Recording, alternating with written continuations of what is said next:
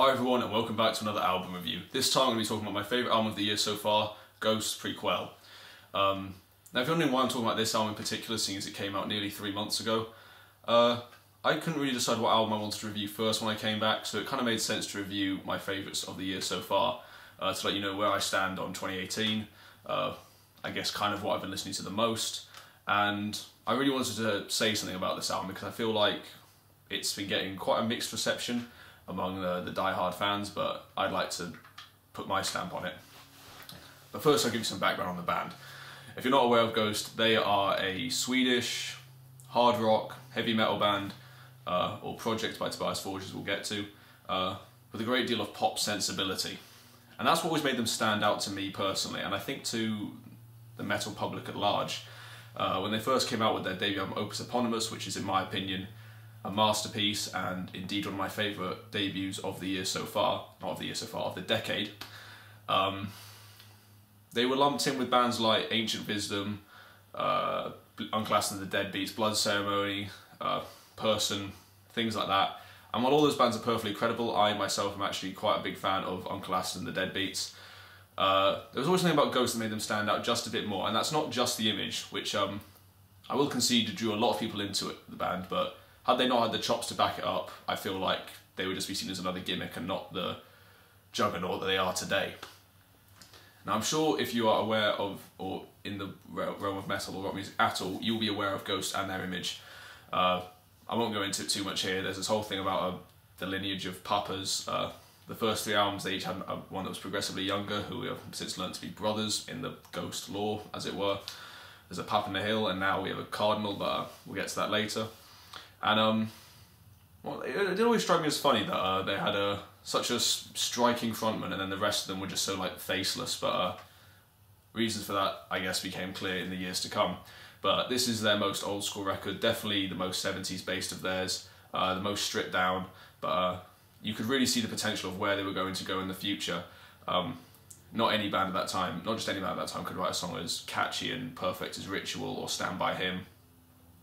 And while there were some songs in the album which maybe could have been written by other bands like Death Knell or Conclavi Con Dio, that sort of thing, you know, that wasn't beyond the realms of possibility for for some of Ghost's contemporaries. I think that the album itself just generally made them stand out as a band to be watched, and they soon became one of the most hyped bands in the metal community. They had many celebrity fans. Dave Grohl, who ended up producing one of their albums, people even believed he was the drummer of the band for a while. Phil Anselmo of Pantera and Down, of course, always seen wearing a Ghost shirt, and I believe when Down played Download one year, they invited Ghost out to help them play Bury Me in Smoke, which is pretty cool, I guess. James Hetfield is a celebrity fan who seems to have maintained that to this day. Pardon me.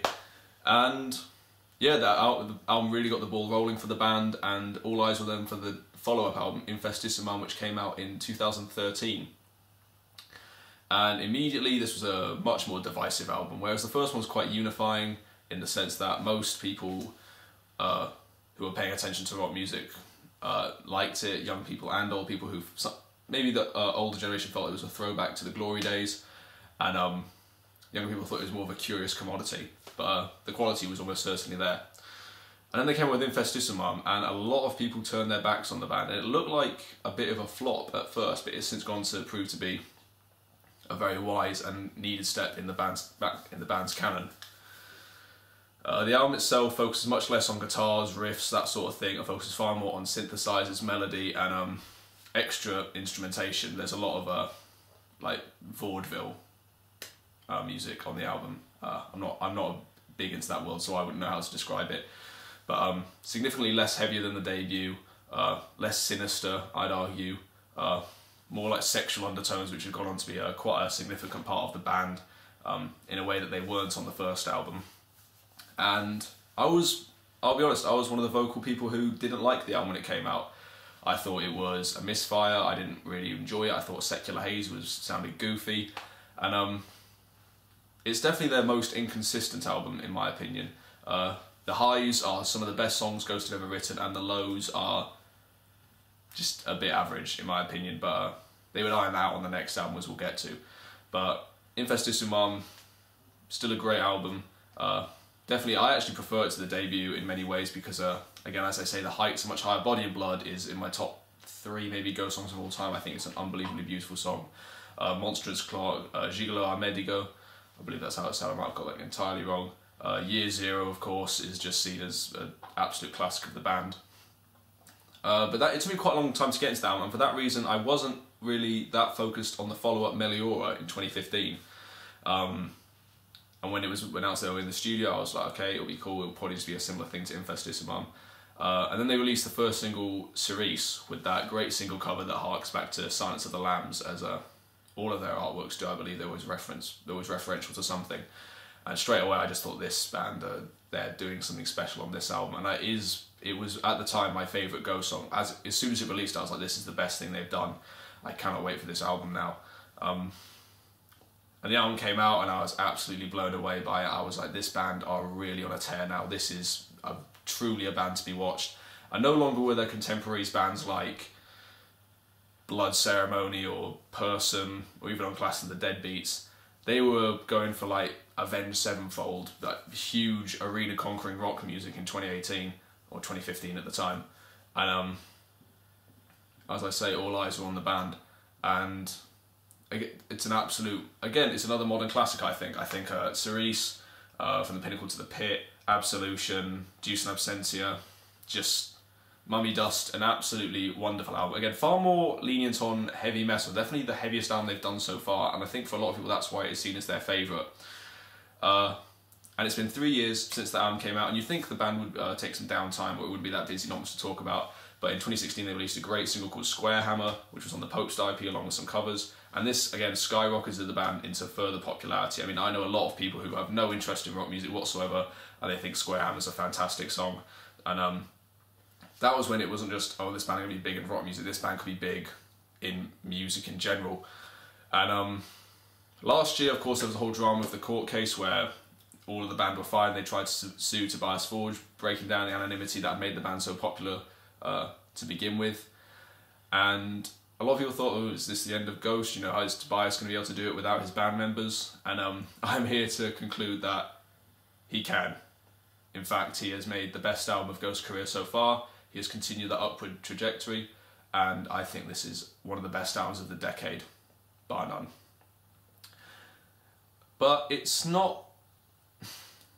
I can see where the criticism comes from, and I'll tackle that first before I start talking about why I love this album so much.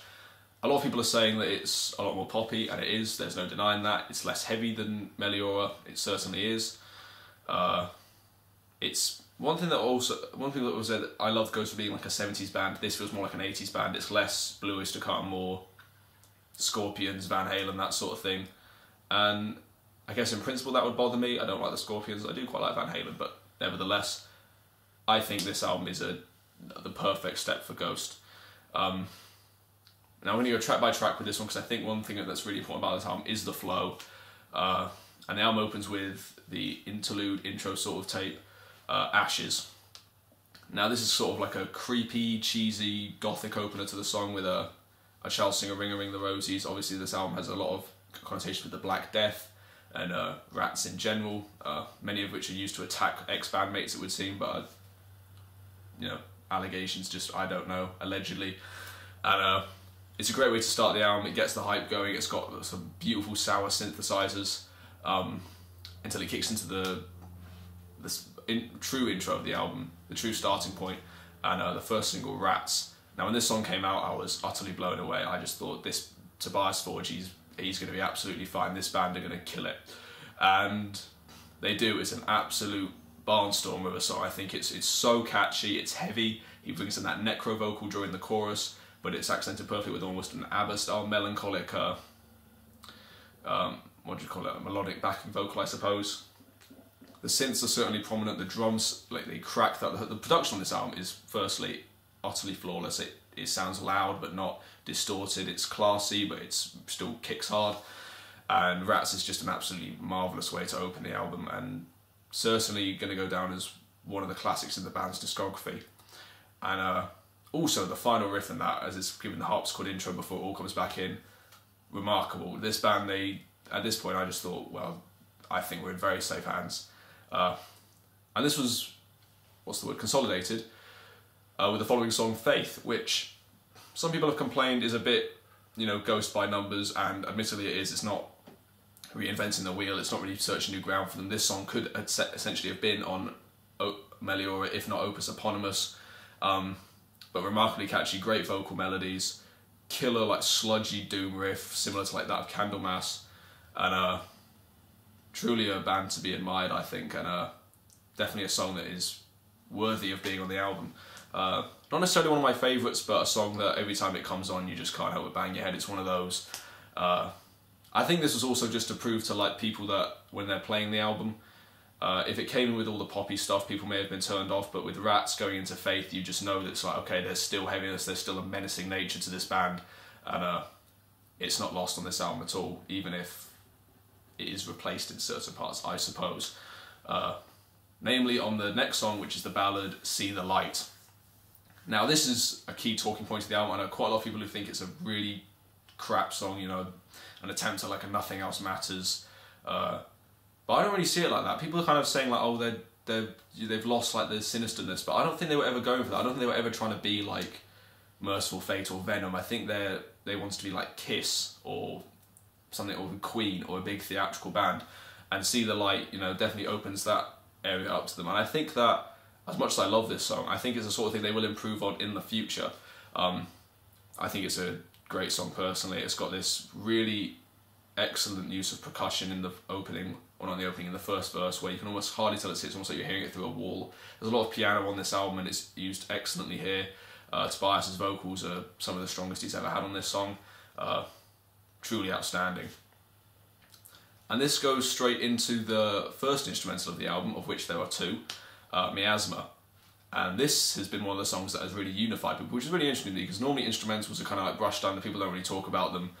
But this song is pretty remarkable. It's got like people are saying it sounds like an 80s action movie montage, and I can see that it definitely does. It's got that Beat It style riff, a fabulous saxophone solo at the end. I just think it's, again, it's showing that Ghost have far more strings to their bow than many of their contemporaries. And you know, who else of this, what other band of this kind are brave enough to put an instrumental at this point in the album and make it so bold and such a huge part of the album, such a centerpiece, as well as play it in their live set, which was a little bizarre to me when I heard they were doing it, but then when you hear the song you're like, I do want to hear that live. It does sound so exciting, it's very interesting, it's catchy. So you all said, oh, it could do with the vocal. I don't think so. I think it works perfectly fine without it. Just another excellent song. And this goes into probably the most controversial song on the album, Dance Macabre. This was the second single. And me personally, if you couldn't guess by now, I absolutely adored it from the get-go. I love Ghost when they go poppy. I love it when they have like simple riffs and just driving. As much as I like the more complex stuff they do, like Zombie Queen or Monstrance Clock and stuff that's a bit more arcane, it's such a tune. And I can't really give that much more praise than that. It's like a rainbow hit. It's just great guitar solo, incredibly catchy chorus, driving beat. Again, this is like Square Hammer. This is one of my go-to albums when I'm driving around, and often I'm giving people lifts and I'm playing this album. And every time Dance Macabre comes on, you can tell that it's something that they can identify with a bit easier, in a way that even like Rats or Witch Image later in the album, they can't really grasp onto it quite as much. But Dance Macabre, I think it's fabulous. And recently they've released a Carpenter Brute remix, so go check that out because that's also great. Now this goes into Pro Memoria, and this is personally my least favourite song on the album, but still one I very much enjoy. A lot of people found it a bit too vaudeville, but I think that's part of the charm. I've always enjoyed Ghost being cheesy. I don't necessarily go to Ghost for menacing music. If I want to listen to music that I find menacing, I'll listen to like Leviathan. I don't need that from Ghost. So yeah, kind of like cheesy theatrical song with the lyrics, don't you forget about dying, don't you forget about your friend death. Masterful instrumentation though, beautiful synths, great string work, great performances from every member of the band, or I guess Tobias or whoever he's hired. Yeah, a very good song, if maybe my least favourite on the album personally. And then this goes into my favourite song on the album, Witch Image. Now this is Ghost perfectly straddling the line between sexy, glitzy, poppy, fun, almost like a song you play at a wedding party, and sinister, and got this dark underbelly, because essentially you find yourself singing along and you think like, oh, this is like a Duran Duran style catchy song, but you're singing lyrics like someone's flesh is rotting tonight, and it catches you off guard, and the riff is just sleek and not evil, but like it's a stirring riff, and I think they're a wildly impressive band, and this is definitely one of my favourite songs of theirs, if not my favourite. It's definitely my favourite song of the year so far. I listen to it all the time. Excellent drum performance. I'm not sure who the drummer is on this album, but absolutely remarkable. I adore it. Again, fantastic synth work. It's just so vivid and imaginative, and one of the crowning achievements of Ghost, in my opinion. It seems crazy this wasn't a single, that an album, that I think is testament to how good the album is, that if any other band had released it, this would maybe be the opening single on the album. But this is like late in the album. A lot of people won't hear this just because they won't go to it, and they don't even play it live. Although I am singing at the Royal Albert Hall, and I would love it if they pulled this out the bag. But yeah, absolutely a treasure, truly one of the best songs the band has ever done, if not the very best. And this goes into the final instrumental, which is called Helvets von something like that. Just go on Spotify, you'll find it's the one after Witch Image. The second instrumental on the album, and the lesser of the two, admittedly, but very much a worthy spot on the album. And when I was reading not a review, a track by track that Metal Hammer did long before the album came out, I read that there were 2 instrumentals and an interlude, and I thought, has he put loads of filler on this? But the instrumentals do have a well-deserved place. This one is less of a beta-style action movie. This is like a 60s prog folk song with flute and acoustic guitars. I believe Michael Achfeld even played on this album. That's at least what it says on Wikipedia. On this song in particular, I should say. And it harks back to Pro Memoria in places. It really lets you know the album's coming to a close. The album's not that long, but it does feel like you're getting to the end of a very long and exciting journey. And it bleeds in masterfully to Life Eternal, which is the final song on the album and a winning closer. This is the second ballad, and quite different to See the Light, whereas See the Light is kind of triumphant, almost like in the face of adversity. Life Eternal is just more like looking forward, like forgetting about the things that have happened, like looking towards the future rather than laughing at the past. And I feel like if Andrew Lloyd Webber wrote this is a song Andrew Lloyd Webber would cut off his right arm to write. If this was in a musical, it would be the finale. It is just absolute. It's like it's Jim Steinman at his best. It's Andrew Lloyd Webber. It's just a absolutely wonderful song. You know, Queen. If this was a Queen song, it would be huge.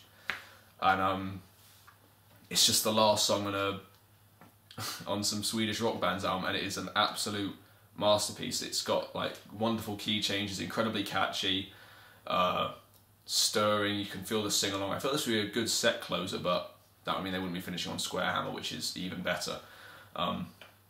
And the moment you finish this album, you just want to play it from the beginning. I know that's a cliche that people say, but the moment this album ended, I was just like, I've got to hear the whole thing again. It's so stirring, it's exciting, it's adventurous, catchy, menacing.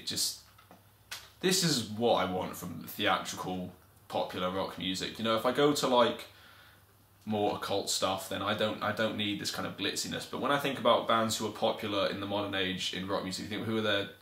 Right, like Five Finger Death Punch, Bring Me the Horizon, Avenged Sevenfold, I suppose, have already established themselves as headliners, or Alter Bridge. I don't really know, to be honest. Ghost are just far and away the most impressive, the most exciting, just by far the best, and I think the most well suited to being a huge band. I know Bring Me the Horizon are already immensely popular, but I feel like if you talk about a festival like Download or something, maybe not now, maybe on the next album, but Ghost I can't see how they'll mess it up. I think this album is a perfect stepping stone in their career. It's more poppy than Meliora, but it's heavier than Infestissimum. It marries the worlds perfectly. There's moments on this album like the final riff in Rats or the main riff in Faith, and it's just so like punch the air, mighty, driving heavy metal, and it just feels so good. And then you have moments like the chorus of Witch Image, or the verses of Dance Macabre, or See the Light or Life Eternal, and it's just stirring, uplifting, exciting, poppy rock music, and I have nothing against pop music. I know some people, they see that as a massive turn-off. They'll just go, oh, pop music's all disposable. But I, in recent years, have actually come to have an extreme appreciation for the difficulty it takes in writing really, really good pop music. And Ghost not only write really brilliant pop music, they write great heavy metal. And I love great heavy metal, so this album is just, it's a winner for me. So yeah, just my favourite album of the year so far, without a doubt. I've listened to it about 5 times a week ever since it came out, and I don't see that slowing down at all. I'm constantly playing, I'm constantly returning to it. It's my go-to 2018 album, and I'm so excited for where this band go next. I can't even like think about what move they're gonna make next. Tobias has even said that he's already got plans for the next album, and that level of ambition is just so admirable, and I hope to God he like pulls it off. And if they carry on the trajectory they're going, the next album's gonna be better than this, and honestly I think they'll be one of my favourite bands of all time. So yeah, even if, you know, it's not been as popular as some people, as I know it's not popular with everyone, people who were in on the debut and then just left after that, they won't be head over heels for this album. But I think this is an album that could really take Ghost to the next level. And I know it's like, you don't want to like applaud someone if you think they're selling out, but it's just too good. If you're good at it, I will salute you no matter what. So yeah, I'll be seeing the band in just about 2 weeks, just under, something like that. I'm incredibly excited. As far as the score goes, it feels a bit premature to give this album like a perfect score, but I'm gonna have to give it like a really strong 9. I mean, it's just almost no criticisms whatsoever. Even like my least favourite song in the album, Pro Memoria, I really like it, and everything else I think is just fabulous. So yeah, this felt good. It felt good to like start doing this again. So yeah, thank you very much for watching. Links to the EQPTV Facebook page where I'll keep up to date with like videos, and I'll have like questions and kind of like discussion, more of like community stuff over there. And to my personal Instagram, if you choose to follow me, if you're interested in what I'm doing, I guess away from the site. So yeah, this has been a long one, but thank you very much for watching. Ghost, Prequelle, go listen to it if you haven't already, and if you have listened to it and you dismissed it, go into it with the eyes that it's not the band who wrote Opus Eponymous. This is glitzy, fun, driving heavy metal, or hard rock, whatever you choose to call it. So yeah, thanks very much for watching. See you guys in another video.